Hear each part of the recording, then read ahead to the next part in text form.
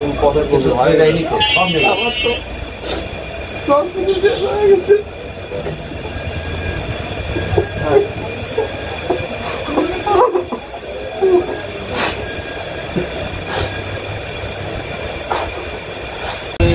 বাড়িতে ছিলাম এখন ফোন দিয়ে বলতেছে যে সেতু লাইব্রেরি তোমার এই পাশে এটা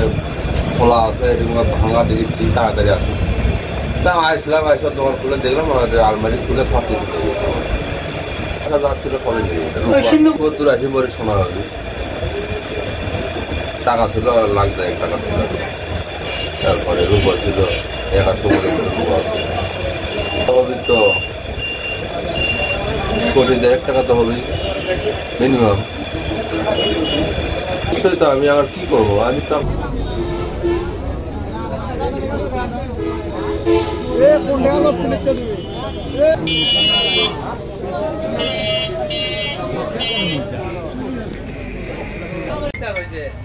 ল্যাপটপের মধ্যে আমার কিছু টাকা ছিল বই নিছে ভিতরে ঢুকে ওয়ালটা ইয়ে করে দিছে হ্যাসবোল টাসবোল দিয়ে একটু ইয়ে করে দিছে ব্যাস ওখানে অনেক কিছু লাগানো